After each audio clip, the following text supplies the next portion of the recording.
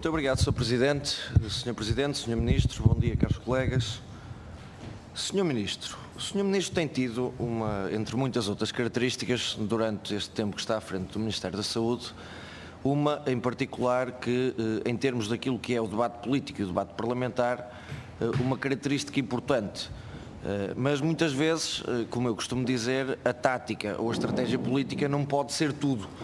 Há que haver conteúdo e há que haver, nomeadamente naquilo que diz respeito à política de concreto, uma resposta cabal a problemas que atingem de facto os portugueses e, neste caso em específico, centenas e centenas de jovens portugueses. Eu tenho aqui alguns documentos na mão. Começo por lembrar aqui ao Sr. Ministro algo que deve conhecer perfeitamente bem, que é o Diário da República de 26 de maio de 2017 e que fixa o número de vagas para a especialidade médica para o ano 2017. Tenho também aqui um documento da Associação Nacional de Estudantes de Medicina que demonstra o número de jovens médicos que este ano ficaram sem acesso à especialidade. Tenho uma notícia do Diário Notícias que é precisamente de 10/6/2017 e que demonstram que perto de 700 jovens este ano recém-formados ficarão sem acesso à especialidade médica. Ainda hoje, o próprio e o mesmo jornal vem divulgar a seguinte notícia que demonstra que mais ou menos 640 jovens médicos não terão acesso à especialidade médica.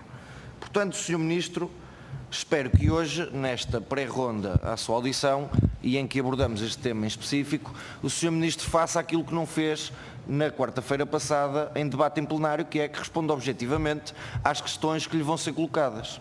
E as questões que aqui trago hoje são as seguintes.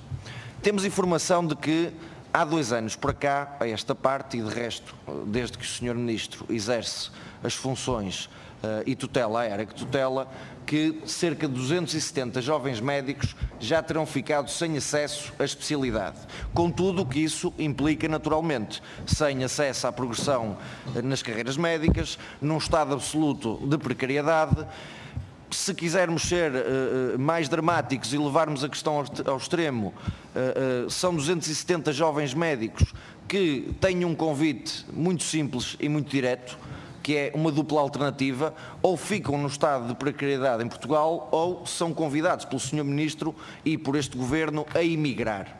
E eu perguntei-lhe na semana passada e volto-lhe a perguntar hoje se é desta forma que o Sr. Ministro tem contribuído para o grande desígnio que o Sr. Primeiro-Ministro anunciou no início da legislatura, que era de fazer regressar tantos e tantos jovens portugueses que foram forçados a emigrar, segundo as palavras do Sr. Primeiro-Ministro.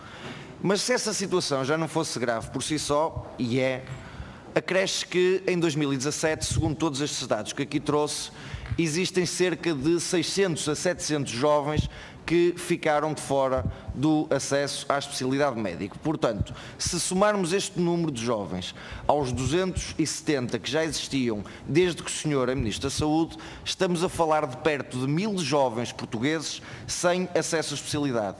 1000 jovens votados a um estado de precariedade, 1000 jovens que não terão acesso à progressão na carreira médica e temo, Sr. Ministro, que isto terá impactos bastante negativos a médio prazo no próprio Serviço Nacional de Saúde.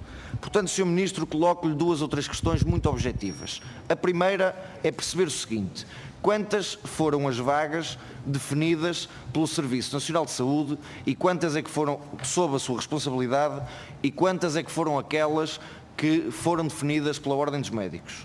Segunda questão: o que é que o Sr. Ministro está a fazer, se é que está a fazer neste momento, para atenuar ou resolver esta situação destas centenas largas de jovens portugueses nos quais o Estado tanto investiu na sua formação médica para agora desperdiçar e, portanto, diga-me lá o que é que, se faz favor, o que é que o Ministério da Saúde está a fazer neste momento para resolver o problema.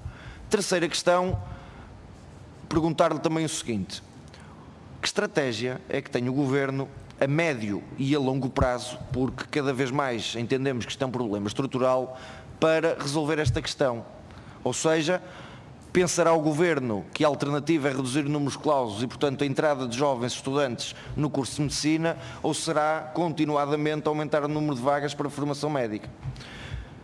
Termino, Sr. Presidente, com um desafio que não posso deixar de fazer ao Partido Comunista Português.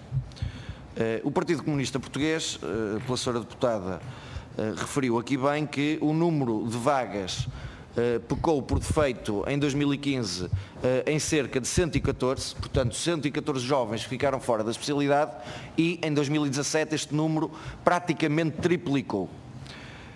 A Sra. Deputada referiu aqui que tem um receio de que muitos jovens médicos que se encontram nesta situação possam ser aproveitados pelas tenebrosas empresas dos privados, portanto numa visão que caracteriza o PCP, não vou aqui discuti-la, respeito o posicionamento político do PCP, mas lanço um desafio político objetivo ao PCP, que é, a Sra. Deputada referiu e bem também, algumas normas que foram inscritas no Orçamento de Estado e que visavam sobretudo uma salvaguarda dos interesses destes jovens. E eu pergunto à Sra. Deputada o seguinte: concluindo, o que é que está a ser feito para concluir, Sr. Presidente, pelo Governo para cumprir efetivamente o desígnio que a Sra. Deputada aqui falou? E último desafio, Sra. Deputada, para concluir, muito obrigado, Sr. é o Deputado. seguinte, Sr. Presidente, só este, que é, os mas senhores já... têm votado ao lado do Governo consecutivamente. No final da legislatura, diga-nos quantas foram as medidas do programa Sr. político Deputado, do PCP. tenho de fazer perguntas ao Sr. Ministro, não é à Sra. Deputada. Obrigado, Sr. Presidente. As perguntas são ao Sr. Ministro, não são à Sra. Deputada.